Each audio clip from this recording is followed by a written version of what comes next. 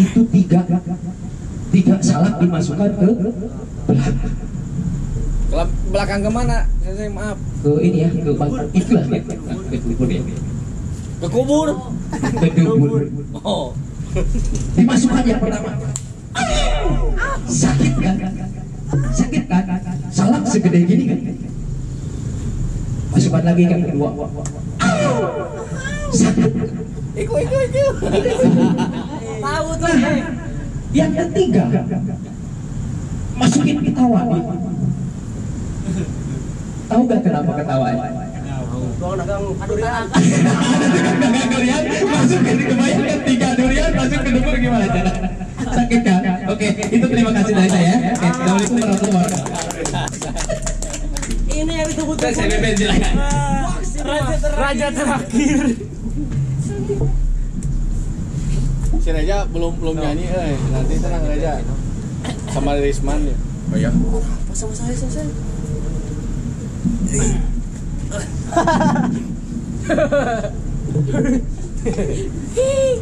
Assalamualaikum warahmatullahi wabarakatuh. Waalaikumsalam warahmatullahi wabarakatuh. Abi sensei. Abi. Bapak Alex sensei lah ini mah. Abi. Assalamualaikum. Jangan naruhkan salat. Alhamdulillahirabbil alamin. Hari ini saya kebagian untuk bercerita tentang apa saja mungkin ya.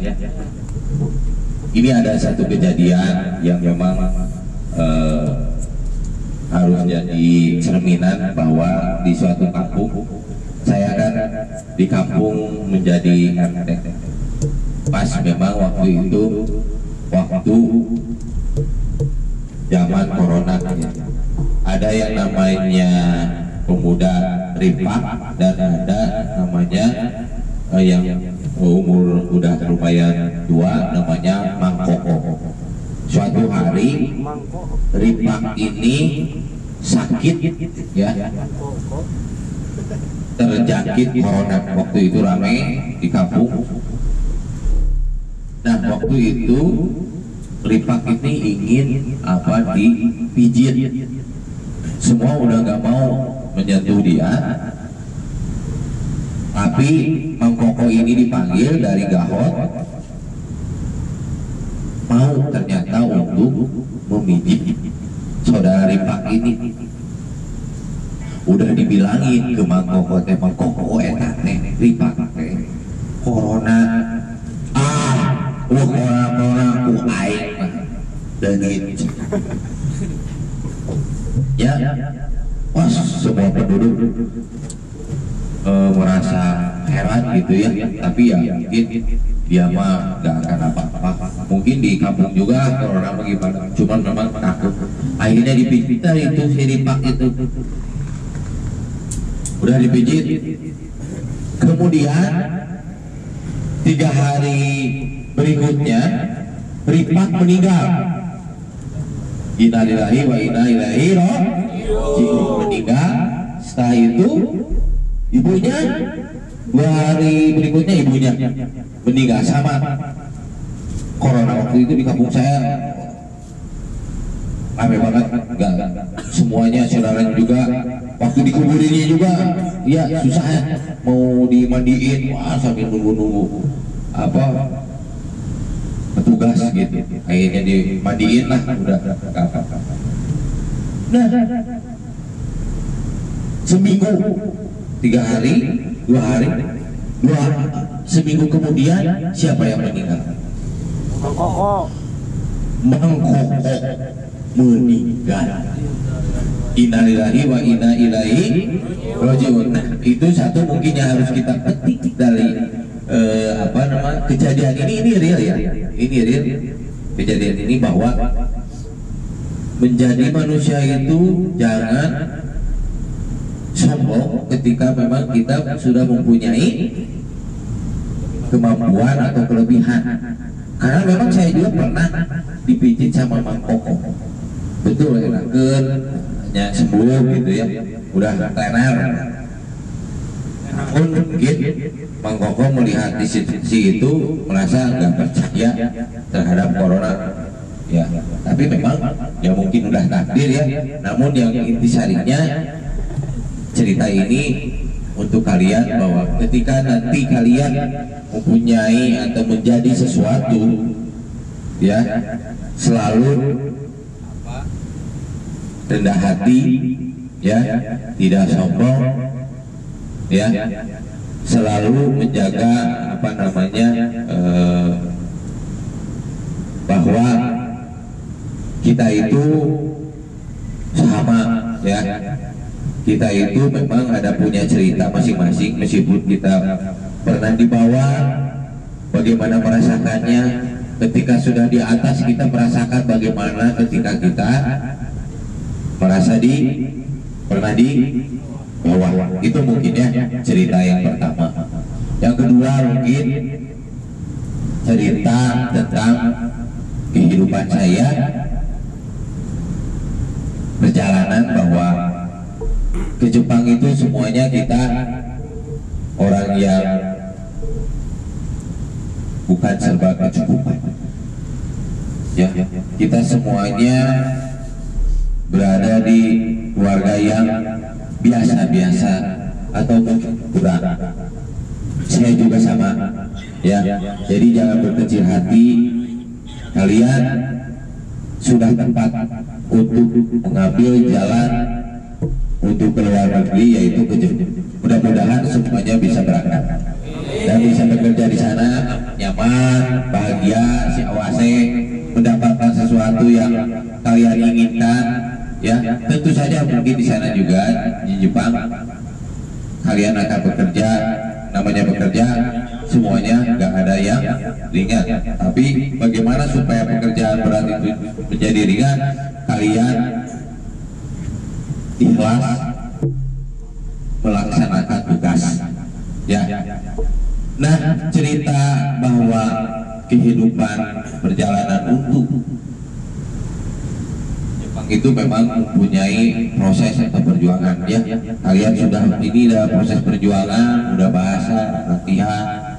Ini adalah suatu proses yang akan membuat kalian jadi mandiri dan juga apa yang kalian inginkan sukses ya, tercapai. Saya waktu di Jepang bekerja dengan sungguh-sungguh, dengan semua tantangan, karena di suatu pekerjaan itu ada seperti ini. Saya pernah merasakan sebelum bekerja itu saya harus mengepel, harus nyapu sebelum bekerja. Itu udah dilakukan oleh sampai terkadang sampai saya ada 30 orang yang berbeda-beda karakter. Saya nggak tahu apa-apa karena masih baru, harus memegang sapu sama alat pel. Nah di sana itu biasanya ke kohai aja gitu dikasih, udah sampai mah dia ingin cari yang lain-lain aja. Nah tetapi saya terus sampai saya pulang pun pekerjaan itu nyapu sama ngepelan itu saya pegang sampai kohai-kohai pun ya silakan.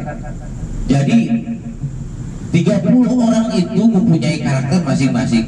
Kalian boleh memilih karakter mana yang akan diambil, tapi intinya kalian harus mempunyai prinsip. Kalau kalian tidak mempunyai prinsip akan berbahaya di Jepang ya. Jadi saya lakukan yang terbaik selama itu 3 tahun lamanya. Orang lain mau udah pindah-pindah kerja ingin itu, saya mah tidak. Nah mungkin hal itu yang kalian nanti bisa punya karakter di Jepang, bahwa kalian harus mempunyai prinsip yang kuat, karena dengan sesuatu yang itu pasti ada orang yang akan suka ya. Termasuk hal itu ternyata saya sangat suka terhadap orang yang bersih-bersih, ngepel. Suatu hari di pekerjaan saya kan ada 3 orang, Ben, Asep, Cecep, semuanya orang Sunda. Suatu hari si Asep komplain dia pekerjaannya ingin pindah dari atas ke bawah, yang dipindahin saya. Omel lagi sebulan kemudian, capek lagi saya ingin pindah lagi ke atas, pindah ke bawah. Nah, ketika itu kenapa saya ditanya sama si Asep, Ben, kenapa kamu nggak komplain dan berat begitu teh? Saya bilang enggak. Padahal memang dia nanya kok kenapa, ya nggak apa-apa, biasa aja. Padahal ketika pekerjaan saya suka ada yang ngebantu orang Vietnam gitu. Memang berat pekerjaannya. Ya tapi si cowoknya ini memang dia benar-benar mengabulkan keinginan si Asep.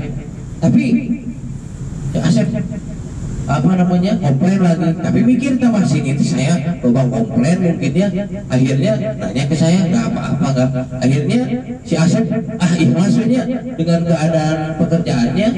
Tetapi bagi saya ada sesuatu kayak kenapa ketika saya dipindah pekerjaan saya sering dibantu sama orang Vietnam gitu. Nah saya nanya gitu kan sama si orang Vietnam, terus kimi ga Kokuno Shigoto Tetsudai Masta gitu kan, kenapa membantu, disuruh katanya sama siapa, sama Sajo. Nah jadi saya teringat ketika saya ketika saya lagi ngepel lagi nyapu, si Sajonya suka datang. Dan waktu pertama kali saya datang bareng-bareng bertiga pun si Sajo datang ngomong katanya, meskipun saya belum tahu nanya